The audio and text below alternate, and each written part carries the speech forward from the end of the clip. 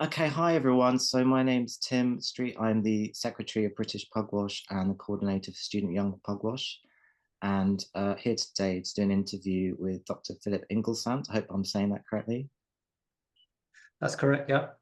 And so we're doing this interview as part of our focus for SYP on artificial intelligence. And we've got an upcoming conference at King's College London called Artificial Intelligence Implications for Peace and Security. So that's on the 27th of January. And that's part of our initiative to encourage new thinking on the legal, political, and technical questions associated with AI, with a particular focus on ethical science. So there'll be an expert panel there. There'll be students and young professionals speaking on topics such as nuclear energy, nuclear weapons, autonomous weapons, surveillance and regulation. So if you're interested in the topic, please register on the British Pugwash website, britishpugwash.org.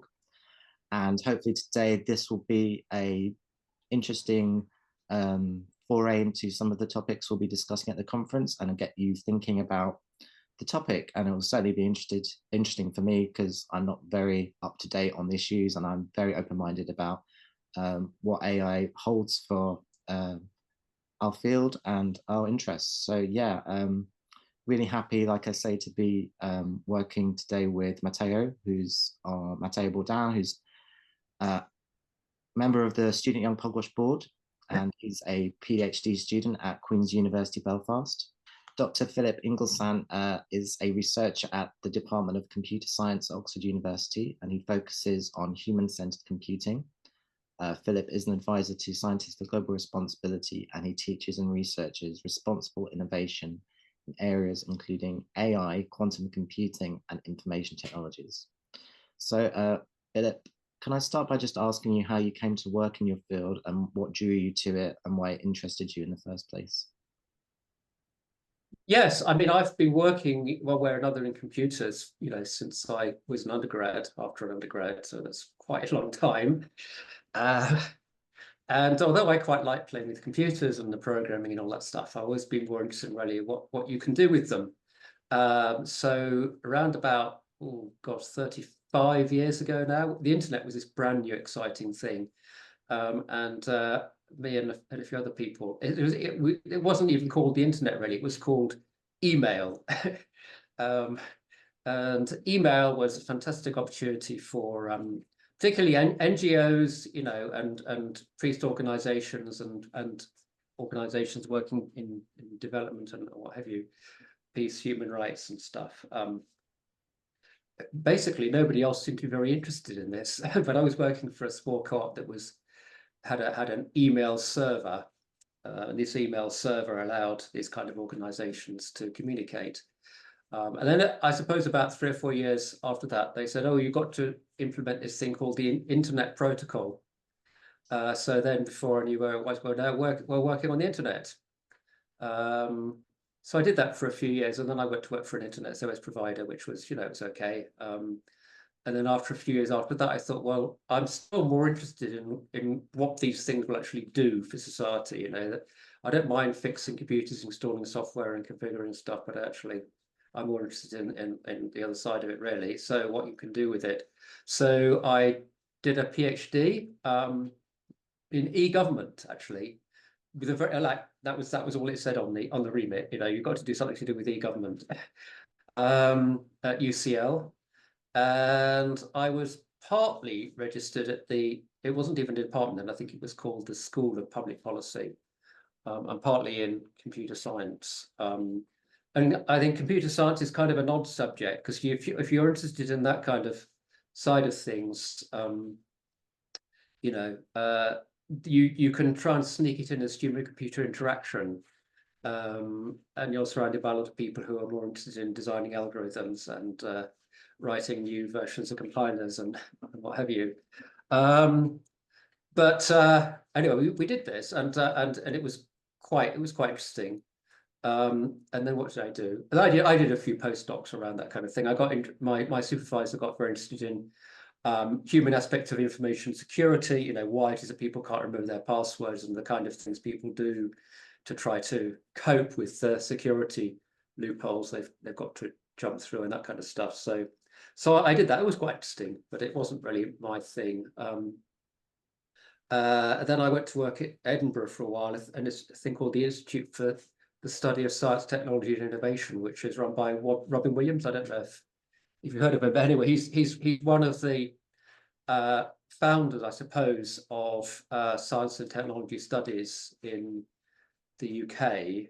And that means it's not just computers. It's like they do a lot of work in his group. They do a lot of work around synthetic biology and other heat type issues, heat in the city kind of issues and stuff. But I was interested in IT, and his first topic was IT. So when I got an opportunity for a postdoc there, I thought that's great. I'll do that. And then I ran out of road in academia for about 3 or 4 years, as you do. So I went to work for a company that does their industry analysis, and that was okay. They were not technologists. Most of them were actually journalists. It wasn't really my thing. There wasn't much in the way of peace, human rights, and good things like that. But there was a lot of thinking about what can these new technologies do for you, that was kind of interesting. And I was working on European projects, which suddenly is more difficult to do now. And then I got an opportunity to go and work in Oxford, looking at responsible innovation in quantum computing. So responsible innovation, it's sometimes called responsible research and innovation. It's quite a big topic, trying to think about what might be the implications of modern technology, upcoming technologies, innovation, obviously. And trying to avoid some of the pitfalls that people have fallen into with other technologies. And again, it's not just computing at all. There was a big project done in the early days of responsible innovation, not by me, but by people. I think actually again at UCL it happens, but wherever they were, looking at people who were trying to do solar information management by putting big balloons up in the sky, and and they actually got this project stopped because they could see that this was potential for a misuse of this kind of technology if you could actually make it work. So that's just an example of the kind of work that other people have done. Anyway, so I was looking at quantum computing, which of course I knew nothing really about. But they were very supportive. This bunch of people who are mostly physicists. What do they call them? They call them material scientists, so they call them Department of Materials, but it's basically another kind of physicists. And computer scientists, obviously, engineers and things. And they were quite supportive, particularly the director of the project, who's now the provost at Imperial College now, actually. So a very high profile person in academic terms. Was very interested in this. And I mean, I guess the kind of thing that we were, I mean, you can look at the internet and you can think, well, like 30 years ago when we were starting in this, and it would just say, well, it's really exciting. We can use this for world peace and prosperity and developing world and all this, and it'll be great. And then, of course, it'll be free, and somehow it didn't quite work out like that. So we kind of don't want that to happen again with quantum computing or AI if it comes to that. But I think the trouble is the lessons we learned. I mean, it wasn't used to us that technologies can have beneficial or unbeneficial, consequences, and it wasn't used to us that the way you think things are going to work out isn't necessarily the way they actually do work out, or that if there's money to be made, then big industry and people who are interested just in making lots of money are going to jump in. We were already talking about this. It was fun in the early days. We were all sitting there in our jeans and t-shirts and having our sort of co-op meetings and stuff. And the men in grey suits were sniffing around, working how they could make money out of this thing. This was like in the early 90s. So we kind of should have known, but nobody listened to us, of course. So will this happen again with AI? I don't know. I think we'll see. There's certainly a lot more awareness at very senior sort of policy levels of the need for regulation, but whether this will play out, it will, we have to wait to see, really. If there were serious amounts of money involved, or serious amounts of defense applications, I don't think our country is going to be putting its defense capabilities on hold because it thinks, oh, this could have nefarious uses by non-state actors or something like that. I think that the regulation is only going to go so far. But and also, I suppose coming back to the responsible innovation thing, we think regulation is nice, but well, it's not nice, but it depends. Sometimes it's the way to deal with issues, but it's not necessary. People tend to think, well, we need to regulate. One is that it's inevitably kind of negative. It's things you're not allowed to do. And secondly, you only really know what those things are once the technology is out there, and so it can be a bit too late, really.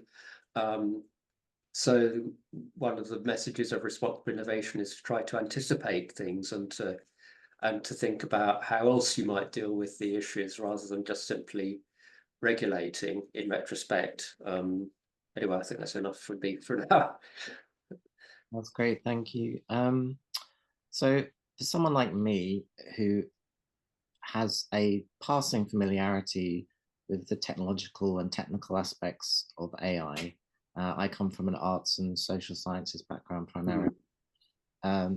International relations scholars and people in social science and humanities departments obviously are becoming more aware of AI and its importance, but could you explain on a kind of simple level for them what are the key things that you think people need to know about AI, how you maybe define it or approach it on a fairly entry level basis for someone who maybe doesn't have a technical background, and why you think there's a particular public debate about its uses and potential misuses at the moment? Yes, I mean, in terms of how it works and so on, the various different models of AI and so on, I have a little bit more than a passing knowledge, but I'm certainly not the greatest expert. I mean, I suppose one of the interesting things that's happening at the moment is there is actually a big debate by the parents of AI, if you want to call them that, who are some of them are getting very concerned about what would happen. So they're probably the best people to listen to from that sort of point of view. But in general, I mean, the idea of AI has been around for quite a long time, and indeed the idea of, I mean, I guess there's a number of different meanings for AI. One is you could try to model the kind of thinking that people do when they understand things. So you could have people tried that using kind of expert systems and complicated sort of algorithms and so on that try to model what you might naively think a human being does when they try to understand something and make a mental model of something. And the trouble with that is it's not really scalable. But another idea which has turned out to be much more successful, but which again is not a new idea, is have some kind of neural net, artificial neural networks or something like that, which is actually what actually happens inside our brain, although of course on sort of enormous scale, billions and billions and billions of neurons all firing away with billions more connections to them. And again, it was not completely understood, and it's not exactly what a computer does when it models that, but still, this idea has been around for quite a long time. But and various enhancements have been thought up to that basic idea, so backpropagation and things like that. But it's only I guess it's only relatively recently that there's been sufficiently powerful computers to run it, and probably more important, sufficiently large amounts of data, both in terms of like volume, but also in terms of velocity and variety, to coin the phrase from the big data kind of idea, to make this really work. And so really in the last few years, the people who have been working in these kind of things for a long time have suddenly found that things they almost thought were not possible have suddenly become possible. And they've suddenly been thrown into the limelight.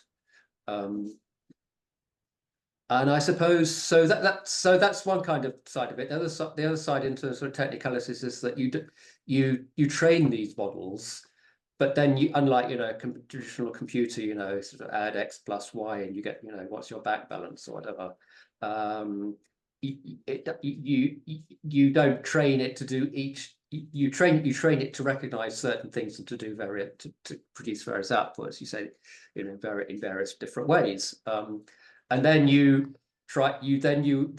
assume, well, assume then you give it other data, and it will then prepare. It will then work on that data, and it will give you a different output from what you expect, from what you put in, without you having to explicitly program it. So I guess that's the kind of machine learning kind of idea.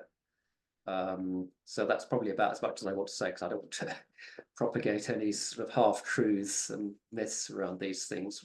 But in terms of the kind of issues, I mean, again, people have been aware of these issues for quite a while, and exactly what issues is kind of, I guess, changing a little bit as the technology advances. So for example, there's been a lot of discussion around transparency. If something goes into a neural net, it's very, very difficult to know why did this computer produce this particular answer. It's difficult for it to answer that. And if you've been refused a loan, or you've been accused of a crime, or any number of 100 different potentially life-changing decisions that the computer might have had a part in making, it can be very difficult to explain that.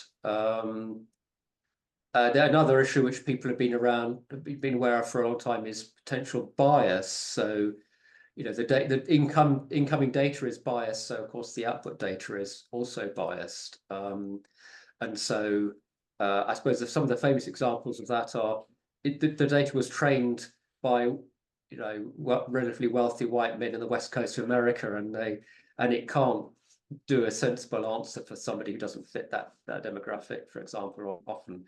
And a typical thing is that it's unfairly biased against black people or women, poorer people or something. So yeah, I guess those are kind of some of the big issues, but there's a lot of other issues, but we'll perhaps come on to that in a bit later. So yeah, thanks for that. So on a personal note, would you say are you more of a techno optimist or techno pessimist, and do you see a more utopian future for the world with regards to future uses of emerging technology such as AI, or are you more someone who leans towards seeing it as heralding a brilliant Star Trek-like next generation future? Well, I mean, a lot depends on how it's. I mean, it sounds very trite. A lot depends on how it's used, because I don't think often say, well, it's just a tool. It depends on how it's used. Well, that's all very well, but obviously, the tool didn't just come from nowhere, and people decided, well, it would be useful to have a tool to do, keep it,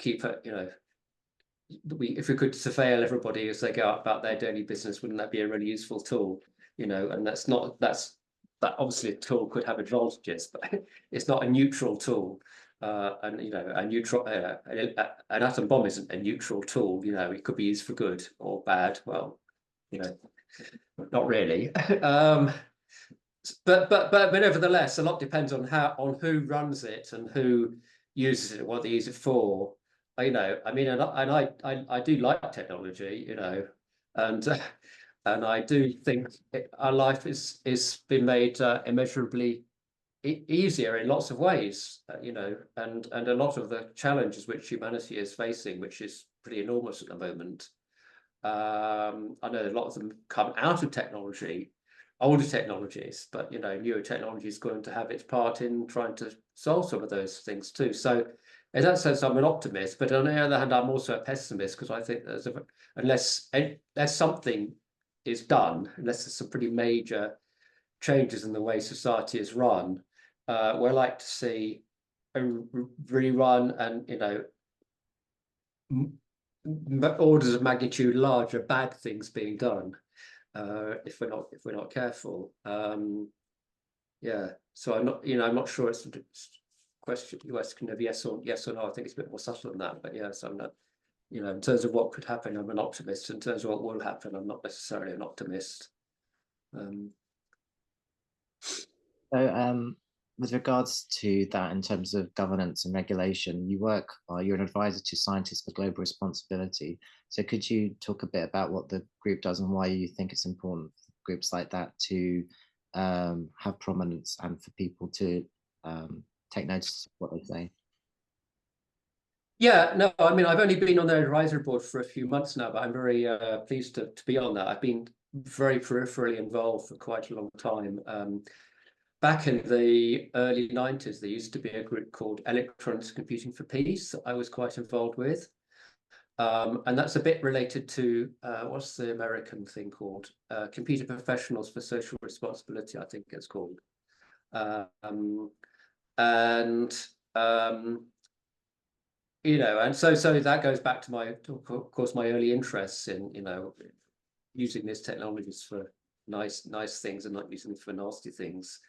In fact, there was a slogan: "Do you want to kill people with computers?" Because back in those days, one of the main, well, I still the case, but I probably less now. One of the major employers of people with computer skills was in defence, and you know, so there were people who specifically decided they didn't want to work in the defence industry, and you know, and sometimes find it challenging to find a job with their skills in other industries and so on. And actually that was one of the forerunners of SGR, which is kind of how I got involved in SGR. I mean, Scientists for Global Responsibility obviously is much larger than just computing. There are people with expertise in aspects of physics and a lot of people who know a lot much more than I do about climate change and things like that. There's a very interesting article recently. I mean, as an example, SGR produced a statement on what's the tragic events currently in Israel and Palestine, and rather than simply sort of repeating what other people have said, they did a very careful analysis about how many bombs have been dropped on Palestine and how this compares to the bombs that were dropped on Hiroshima and Nagasaki and so on in terms of megatons and things like that. It was very interesting and very well researched. I don't think I wouldn't have had the expertise to do that, but it was. So that's the kind of thing that SGR does. You know, and their expertise is it's not always cited, but it quite often finds itself being quoted in articles on climate change by the likes of The Guardian and so on. Yeah, so I guess I'm sort of one of the computer people in SGR. Yeah. Great. So yeah, that's my questions. Matteo, do you want to take over? Yep, thank you. Well, I'd like to start from one of the things you said before about AI. So if I understand well, AI is kind of a black box. So you train it, and then Yeah. it develops its own weight, its own system of recognition of the way its own filters. And once it's trained and it's active, you don't know how it really works. So one of the questions I'm seeing also that we worked on that I'm most interested in is, what are the strategies you thought or techniques you use or you're going to use to monitor or to guarantee transparency of an AI? Yeah. Again, this is a hugely complicated question and not one that is really directly in my area of expertise. I saw a paper the other day, though, where somebody had found a way of, somebody was suggesting a way of looking inside the neural net to find out how it came out with its answers and so on. I mean, from our kind of research, we've done things like looking at trust, for example, the idea of trust and trustworthiness, and asking just ordinary users why they might trust or not trust an AI system. But that's, you know, but that's just looking at the inside and the outside of it, and it doesn't really tell you what's happened or why it's come with its answers. I mean, I do know, for example, that Geoffrey Hinton, one of the fathers of AI, so-called, has been you know, has often been kind of amazed by that. You know, you put things in and it comes out with an answer, and the answer is not what you expect, much more powerful perhaps than what you expect. But I know there are techniques. Another thing which again is a bit different is, they put this idea of human in the loop. So again, this doesn't really do very much for the transparency, but it does mean the idea is that if there's a human, then the human will use some kind of human intuition and human empathy to finalize a decision. I mean, I think the trouble with that is, first of all, the human, unless they could be given some tools other than just looking at the in and the out, won't necessarily be able to make a better judgment. And secondly, there's this old question of, if the computer says no, the computer must be right, so it would take a very special circumstances for somebody to actually disagree with the computer, I think, and it's depending on the circumstances. But another example is sometimes a computer is used as just one of various bits of evidence, for example, in the court of law, to try to suggest whether somebody, for example, should get parole, or to aid in sentencing or something like that. So it's only just one example, but still, if that's what some computer programmer strongly suggested, it would be at the very least kind of a very strong urge to the judge or whoever it is to make a decision following that. But in terms of specific techniques to look inside a neural net, I'm probably not the best person to ask, but I know there are ways that people do that. But at my level, all I know is really that it's a big issue to try to work out what's happened. And I suppose as somebody who's worked a long time as a computer practitioner, I kind of think that if you don't know why your computer's behaving in a certain way, that's a kind of red flag, really. If it's a traditional computer algorithm, then if one of the outputs is funny, then that tends to imply to you as a programmer that there's maybe a bug somewhere. In terms of AI, you generally don't know exactly why it's done what it's supposed to do, but it's still, it'd be nice to know at least in general terms, yeah. Thank you. Yeah, it's a very interesting topic. Like, it's able to simulate any kind of function, any kind of possible outcome. Yeah. Why is a very nice question. Yeah, and about this, I'd like to ask you one more question. You mentioned this, as an example of application of AI, the possibility of being used in court. And I remember one of the first one I've heard of. Probably one of the first outcome of AI was an AI able to recognize skin cancer, if I'm right. Like just yes, skin cancer, and also breast cancer as well. One of them, yes, it's been breast analyzing breast mammograms and things. I was wondering, many of these technologies are already on the market, are already being used today. Yeah.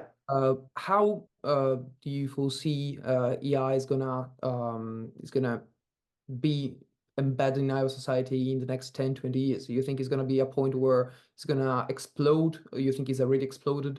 Do you think what's your prevision, what's your foreseeing for the next years of AI and its application?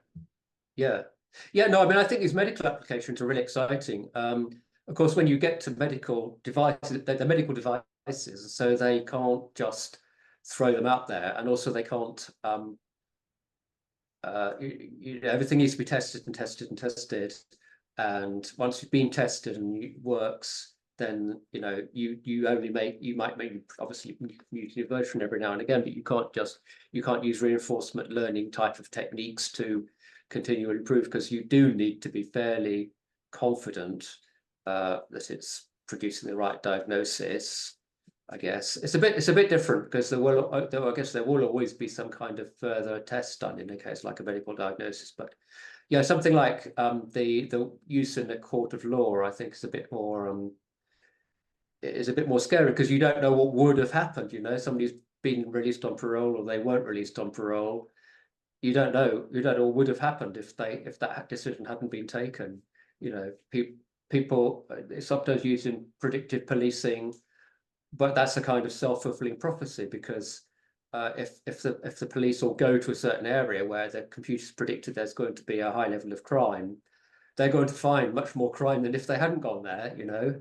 But that doesn't mean to say that that wouldn't have happened if they hadn't done that, you know. So can you really say they prevented a large number of crimes? I don't know whether that's necessarily the case. I'm not sure. Not saying it doesn't have a role in those kind of things, but you need to be quite critical about it, I think, and think a bit more broadly than just saying, look, it's caught all these criminals, as they have been saying about facial recognition. Look at all these criminals it's caught, you know. But yeah, it's no doubt caught a great number. You know, if you arrested everybody in an area, you're going to get a lot of criminals, but you know, you're also going to get a lot of innocent people too. You know, so I think those are the kind of scary things with it, I think. But there's so many different areas. I wonder whether in 10 years' time we'll even talk about AI, you know, because it'll be so ubiquitous. It'll be like there'll be just so many applications for it. Perhaps be talking about you know, generative AI as one thing, and AI facial recognition as another thing, and AI to do various predictive things as another thing. You know, so it's really hard to predict. I mean, who would have thought that generative AI would be this huge thing that it is now? But even a few years ago, but here we are. You know, where anybody can go on to OpenAI, ChatGPT, or whatever, and produce some plausible sounding bit of text in answer to a question. And I mean, I think that's going to get better, you know, perhaps immeasurably better, more reliable.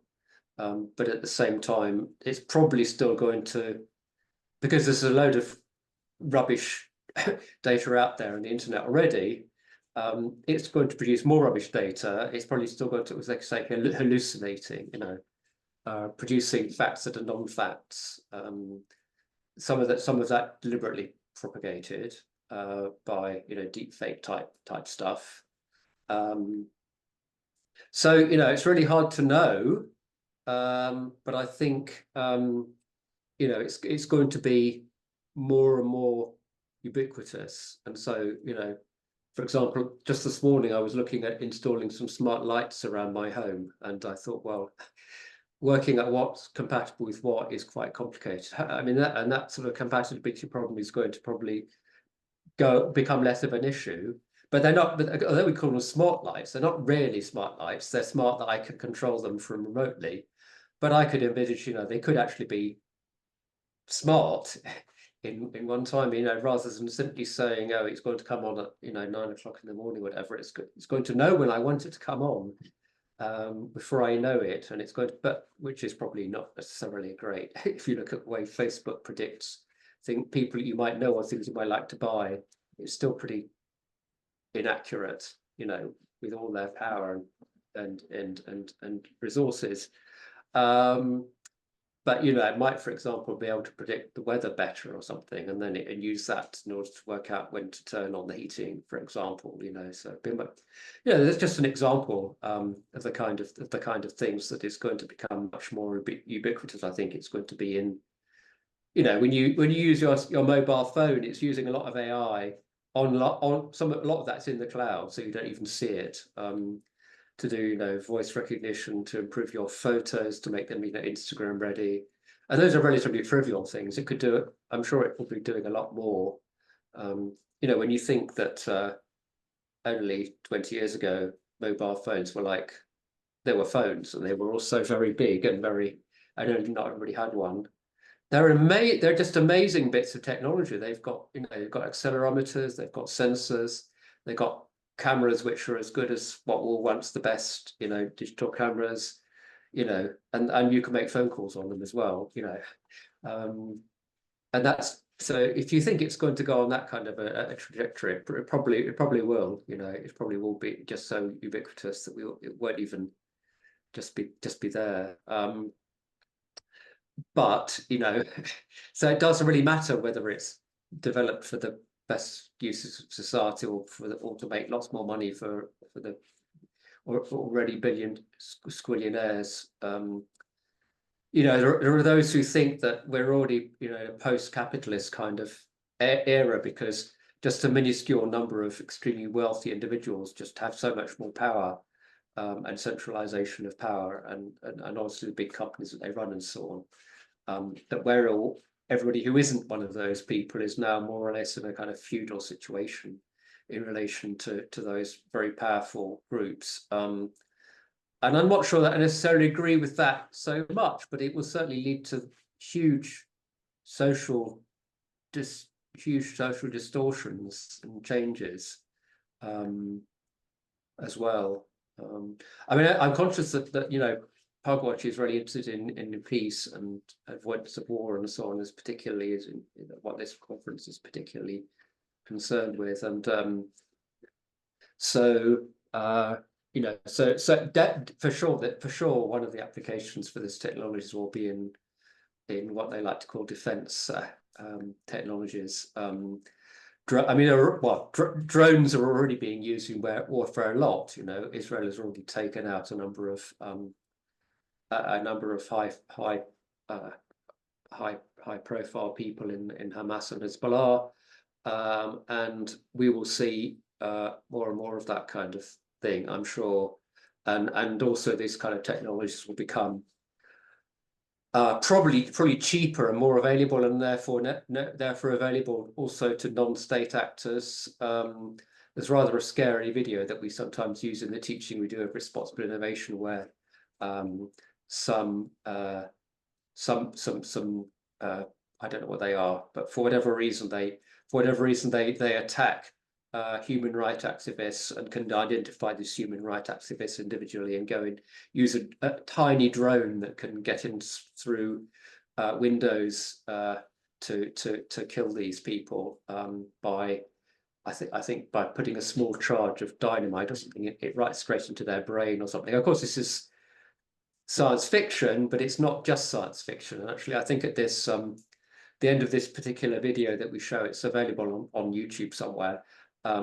Stuart Russell, who's another of the fathers of AI, comes along and says we've got to be careful to stop this happening. So yeah, even that video is now a couple of years out of date, and the cat's out of the bag in a sense in terms of those kind of things. But yeah, there again there's a huge pushback against the use of drones in warfare. I mean, I know it's definitely happening, and we're probably not going to be able to do much against these super powerful actors. But it's not like nobody's noticed. You know, there's a lot of work being done around this kind of misuse of technology. Thank you, and more about on the side of AI for the masses, the one you Yeah. for judging the course on or health recognition, or more about the masses. One of the topics I usually hear and read about is ethical AI. So I was wondering if you can speak some words of what ethical AI is, how is changing the development of AI. Yeah. Again, I mean, you know, even 5 years ago, ethical AI was something that was a very specialist sort of topic. Now it's become much more of an area of interest. And I think it's on the very least, it's looking at those kind of issues about thinking about not just transparency bias and, you know, robustness and all that kind of stuff, but also other issues. I mean, you know, job losses is one that we haven't really talked about, but again, that, you know, there was concern when I first started with computers. There was concern about job losses from computing, and it sort of mysteriously didn't kind of happen. Obviously, there aren't armies of people adding up figures in banks and processing checks anymore, but somehow those jobs have, you know, new jobs have come along, and the people that were doing those rather not very exciting jobs have found other things to do, perhaps a bit more making use a bit better use of their intelligence. But I get one of the other interesting issues around AI is that it seems to be that relatively high level information knowledge expertise kind of jobs are at risk. So I guess this doesn't really this doesn't particularly answer your question about what is ethical AI. But again, you know, people, I suppose one of the things people try and do is to use actual ethics, you know, like what's the word? Kantian ethics or whatever, to try to work out how you try to think a little bit about some of the possible implications of AI. Again, this isn't particularly my area, although when we teach research responsibility, we do kind of tend to talk about that a little tiny bit, like, you know, what is a good society and so on, and how might we have one Rawlsian ethics or something like that, just on a very high level. But I think it's definitely another way of thinking about things. Stepping back a little bit and thinking, if we kind of don't think about what kind of society we want, then we're probably not going to get there. If we just do nothing, like I was saying earlier, then we're going to get more of the same, and it's going to be most likely, you know, that very powerful actors will become more powerful. I mean, it's not specifically related to AI, but one of the fascinating, in a way, rather shocking things about the development of the big mega Googles, Amazons, and Apples and so on, is that whereas in the early 20th century there was a lot of trust busting. There was, you know, the word was, well, we didn't give up kings and monarchs in order to just hand it all over to, you know, robber barons. That it hasn't happened. It very much not happened with the big mega tech companies, and only in a way it'd be hard to see how it could happen, because they so much rely on the kind of network effects of the fact that they have these walled gardens around their enormous repositories of information and so on. And they're just getting more and more powerful, and there's not very, it doesn't seem to be very much that's being done to reduce their power or to split. There's no kind of trust busting or anything like that. There's not any baby Google's going to be set up or anything like that. I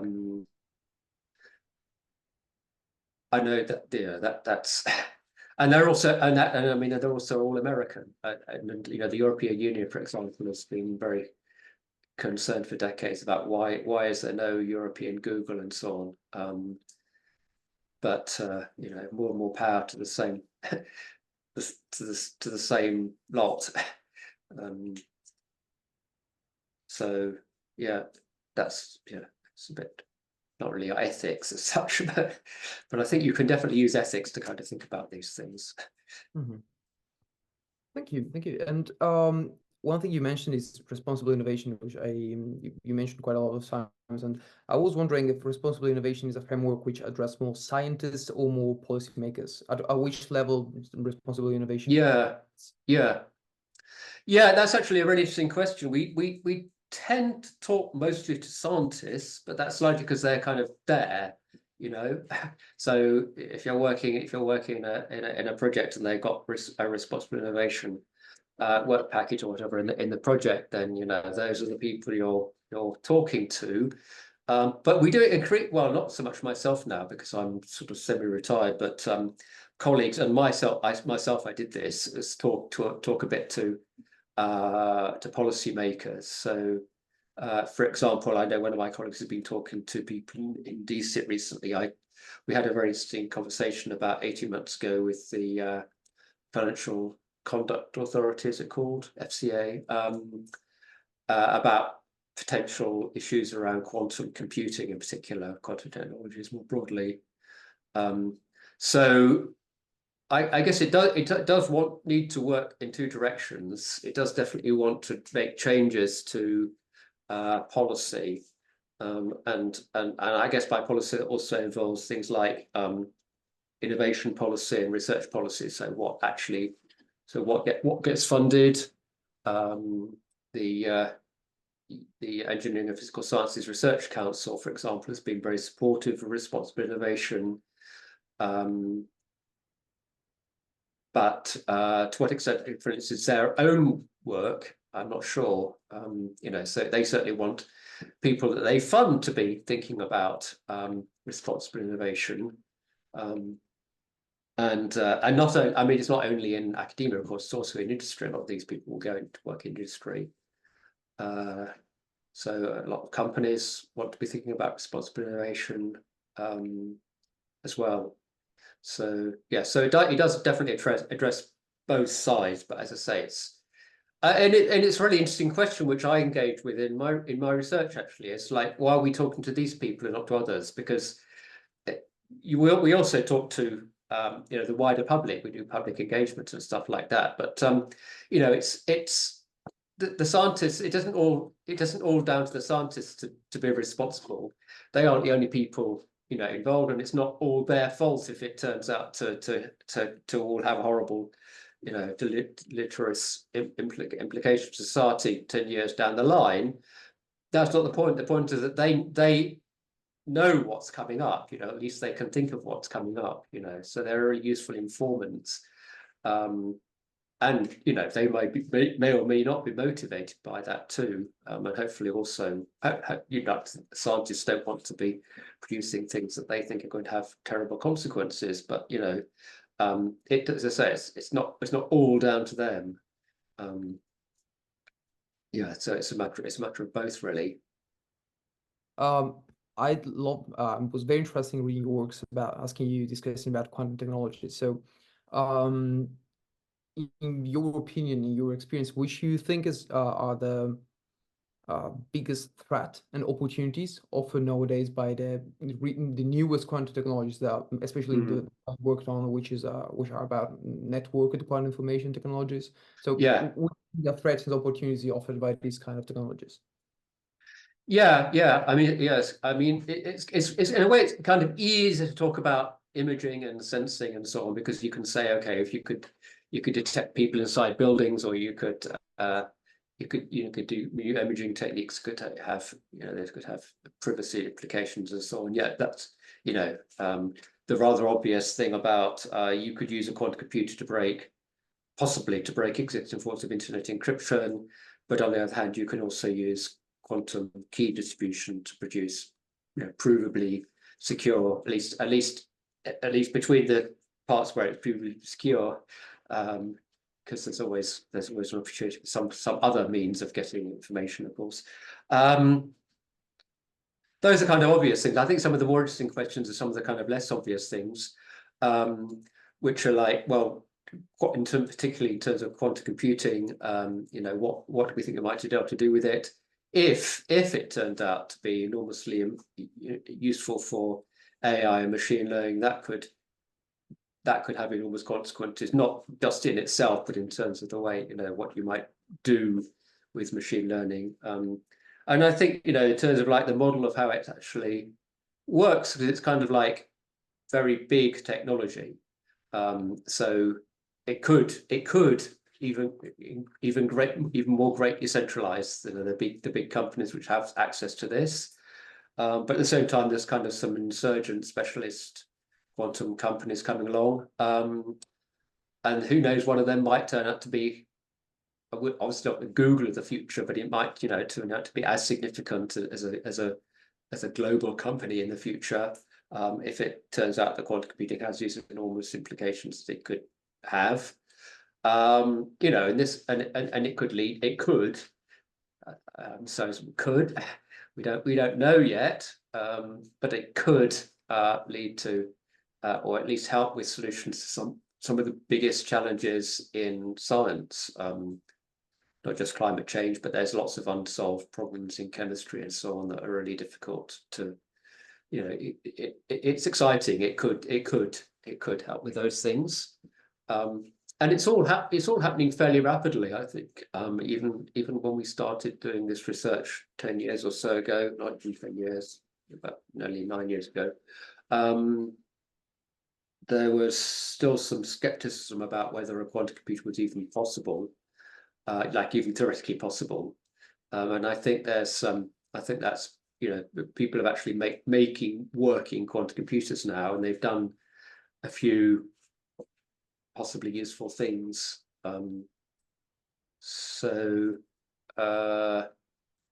Yeah, so I think again, but I think we're still at the stage in terms of, we've got a number of possibly exciting areas that we think it could be really useful in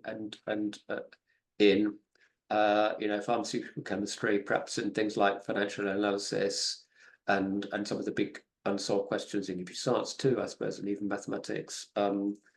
But we don't yet know for sure. So there's a whole kind of other level I like to say of kind of, well, what will kind of be the shape of it? Is it going to be something where, like the cloud, it's very easy to get access, even though it's very big, expensive equipment to actually use? Not everybody's going to have one of these in their house, but they will probably have access.